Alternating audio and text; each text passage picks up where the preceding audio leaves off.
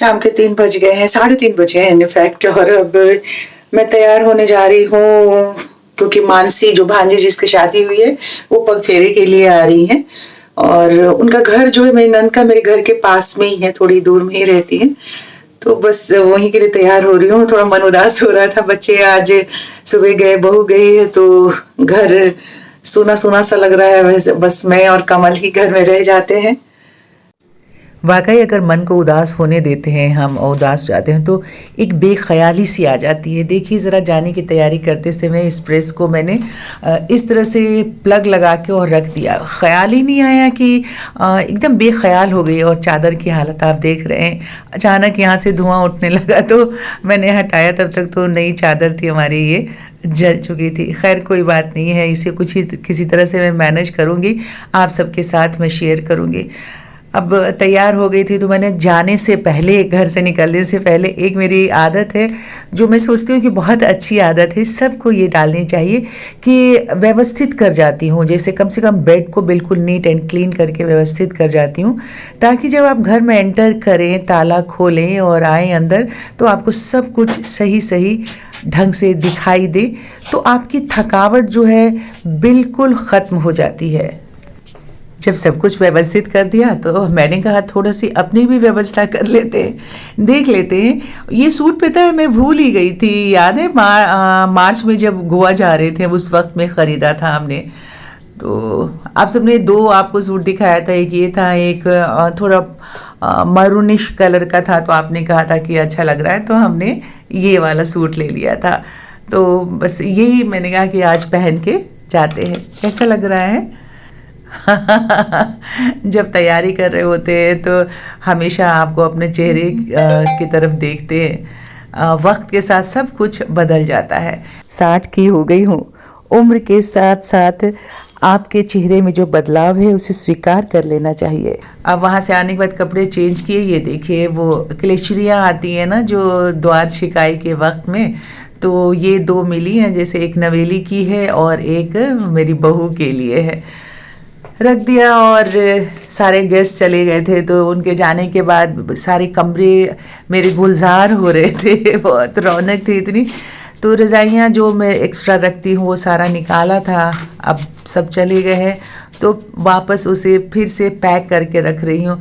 ये मैंने शायद आप सबको दिखाया था, ऐसी पैकिंग ही दिखाई थी।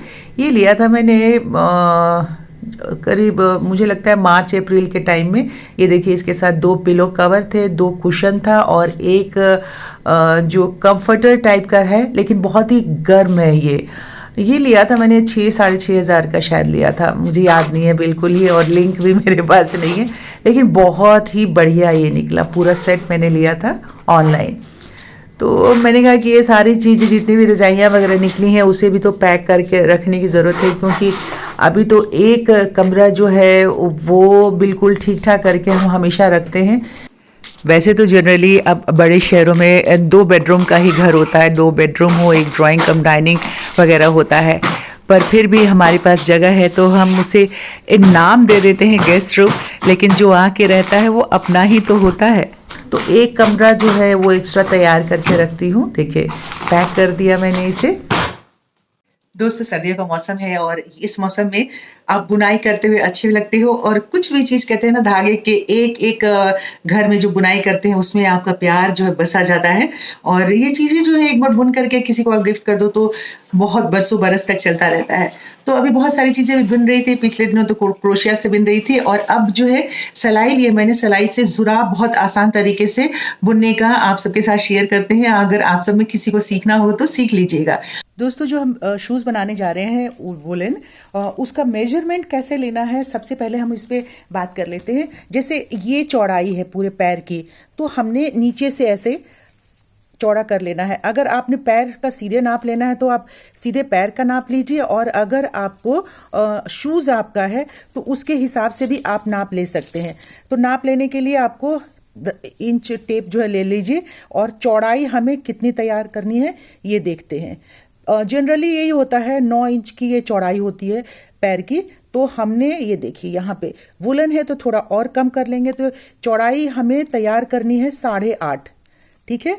आप 9 तैयार कर लीजिए तो इजी रहेगा, लेकिन ये 8.5 आ रहा है, तो चौड़ाई हो गई 8.5 हमें, और इसके मेरे शूज़ की लंबाई जो होगी वो यहाँ से हमने लेना है टिप से, ठीक है। तो ये आता है तकरीबन 9।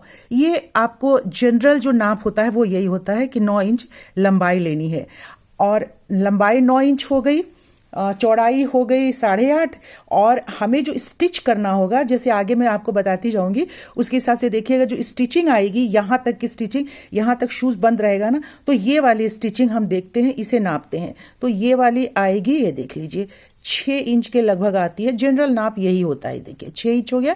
तो यहाँ तक कवर रहेगा हमारा शूज़, तो हमें यहाँ पे जब हम तैयार कर लेंगे स्टिच तो 6 इंच तक हम इसकी सिलाई करेंगे। अब इसके लिए, इस नाप के लिए हमें जो लेना है वो कितना बॉर्डर लेना है उस पे हम बात करते हैं। आप किसी भी नंबर का की ये सिलाई ले लीजिए, जैसे मैंने 6 नंबर की सिलाई ली है और ये धागा लिया है। जो बॉर्डर होगा ना, जुराब जो हम बनाएंगे उसको आप शूज़ एज ए शूज़ भी घर में यूज़ कर सकते हैं, या फिर उसे जुराब की तरह से यूज़ कीजिए, उसके ऊपर शूज़ पहन लीजिए। तो जो उसका जो बॉर्डर होगा ना, जैसे ये पैर होता है उसका जो बॉर्डर होता है, तो ये वाला चीज़ थोड़ा सा मजबूत होना चाहिए। तो इस धागे को मैंने डबल ले लिया है, इसे ऐसे धागा को डबल करके और यूं इस तरह से बीच में करके टाइटली ये निकाल लिया है। ये देखिए ये बन गया, और ये इसको हम यहाँ से ले लेंगे। अब हम इसमें 40 घर लूंगे इसको, जैसे आप इस तरह से लीजिए, और जो जब पहली बुनाई होती है और इस तरह से धागा डालिए और यूं करते चले जाइए, तो ये 2 हो गया। फिर ये लीजिए उंगली से ऐसे, और फिर ये इसमें डालिए और ये 3 घर हो गया। इस तरह से उंगली में लेके, और ये वाला जो धागा होता है इसे यहाँ फंसाना होता है, और ये वाला ऊपर से ऐसे डाल के और ऐसे हम खींच देंगे, तो 4 हो गया। इस तरह से हमने 40 घर ले लेना है यहाँ पे। अब 40 फंदे मैंने डाल लिए हैं। अब इसको बॉर्डर बनाना होगा। तो बॉर्डर बनाने का बहुत सारा तरीका होता है, आप किसी भी तरीके से बना सकते हैं, पर इस वाले जुराब में जो हम बना रहे हैं सॉक्स, उसमें 2 उल्टा और 2 सीधा, मतलब शुरुआत हम ऐसे करते हैं, 2 फंदे ऐसे लिया हमने, ये देखिए एक ये लिया, एक बुन लिया, और एक दूसरा ऐसे ऐसे धागा लिया और इसको यूं लगा करके, तो ये 2 हो गया, ठीक है। यूं उतार के हमने 2 उल्टी बुनाई फिर कर लेनी है। ये देखिए ऐसे किया, ये देखिए ये हो गया, ये उल्टी बुनाई। अब फिर सीधा बुनने के लिए ये धागा हम सलाई के बैक साइड में ले जाएंगे, और फिर यहाँ पे हमने ऐसे डाल के 2 सीधा फंदा फिर डाल लेना है, और इसी तरीके से हमने पूरी रो तैयार कर लेनी है। अब हमने इसकी 7 लाइनें ऐसे, ये जो फंदा डाला था शुरुआत का उसे लेकर के 8 लाइनों का बॉर्डर हमें तैयार करना है। अब इसे हम देखते हैं कि सेंटीमीटर के हिसाब से कितना आता है।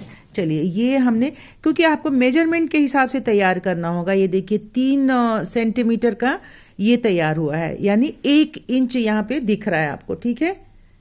1 इंच का ये तैयार हो गया बॉर्डर। जब दूसरी तरफ पलट के आएगा तो भी ये होगा। तो पहले मैं आपको दिखा देती हूँ, जैसे ये मेरा पैर है, तो ये बॉर्डर वाला जो पोर्शन है ना, ये इसके सेंटर में आएगा, ठीक है, ये सेंटर में आएगा। और इसी तरह का बॉर्डर हमने इस तरफ से भी बनाना है, और इस तरफ से भी वापस जब बॉर्डर बनाएंगे तो इसी तरीके से यहाँ भी 8 लाइनें या 7 लाइनों का बॉर्डर होगा। तो ये इतना दूर बीच का पोर्शन दिखाई देगा, और फिर नीचे का जो पोर्शन है वो अलग तरीके से हमने बुनाई करनी है। और एक कपड़ा बुन करके इसी चौड़ाई का हमने पूरा तैयार करना है 9 इंच, ठीक है। तो आप चाहें तो सिर्फ 2 उल्टा 2 सीधा करके पूरा ही 9 इंच बुन सकते हैं, क्योंकि हमने अपने पैर का जो ये चौड़ाई ली थी, कितने ली थी, 8.5 इंच ली थी ना, तो 8.5 इंच की पूरी तैयारी करनी है। तो ये हो गया हमारा, ये 4 इंच चौड़ा मेरा पैर है, और 4 इंच बैक साइड हो गया, 8 इंच हो गया, और यहाँ से जब राउंड लेंगे तो ½ इंच और मिला के, तो हमें 8.5 इंच की पूरा ये जो 8.5 इंच चौड़ा हमें इस तरह से बुन लेना है। अब जब ये पूरा बॉर्डर तैयार हो गया तो हमने क्या करना है कि इसे पलट लेना है। अब ये जितना भी फंदा है, अब सीधी सिलाई हमने इसकी बुनाई करनी है, सीधे फंदे के साथ करना है। तो हमने ये देखिए पहला ऐसे उतार लिया, और ये देखिए ये है सीधा फंदा बुन लेना है। पूरी सिलाई हम सीधा फंदा बुनेंगे और इसे पलट के फिर से सीधा फंदा ही बोलेंगे। तो हम तो इसे कहते हैं कि ये जिग जैग स्टाइल जो है बुनाई तैयार होगा। आप इसे क्या कहते हैं ज़रूर बताइएगा। मैं पहले ये पूरा फंदा इसी तरीके से बुन लीजिए, दोनों तरफ से एक ही जैसा हमें बुनना है। अब ये इतना पूरा बुन गया है, जिसका कि हमने लंबाई ली थी मैंने जो मेजरमेंट लिया था अपने पैर का, इसकी जो लंबाई होगी ना, वो लंबाई हमने ली है शूज़ की पैर की 9.5 इंच है, ठीक है। जब 9.5 इंच का लेंगे तो जो जनरल साइज़ का बनता है जुराब या शूज़ जो भी बनता है, तो 9.5 इंच के लंबाई और चौड़ाई इसकी जो है 6 इंच पूरी होनी चाहिए। तो हमने 1 इंच लिया था बॉर्डर इस तरफ, ये देखिए 1 इंच का बॉर्डर इस तरफ लिया था, और बीच में हमने जो बुना, ये जिग जैग जो भी आपको कहा है कि जो भी जिसको और इसका नाम पता हो बताना, तो ये 3.5 इंच हो गया। और फिर हमें 1 इंच का बॉर्डर और इस तरफ बनाना है। हमें खुद इसमें उस तरह से एडजस्ट करना है बॉर्डर दोनों तरफ कि जब ये पलट के आए तो बॉर्डर ऊपर वाले पैर के पोर्शन में पड़े। तो अब हमारा ये पूरा हो चुका है। 7 लाइनें इधर मैंने बुनी थी बॉर्डर, 1 2 3 4 5 6 7 लाइन। उसी तरह से 7 लाइन मुझे दूसरी तरफ भी बॉर्डर बनाना है। तो अब ये हो चुका है 1 2 3 4 5 6 और 7वीं लाइन है। तो बंद करने का सबसे आसान सा तरीका, मतलब बंद कर देना है। तकरीबन 99.9% लोग जो है बुनाई करने वाले इसी तरीके से क्लोज करते हैं, यानी कि बंद करते हैं किसी भी बुनाई को। तो बस एक घर पहले हमने लिया और एक फंदा दूसरा लेके और पीछे वाले फंदे को उसे स्लोली इस तरह से उठाएंगे, ये देखिए इस तरह से उठाएंगे और आगे की तरफ स्लिप कर देंगे, तो वो क्लोज होता चला जाएगा। बहुत आसान सा तरीका है। इसी तरीके से हम सभी क्लोज करते हैं।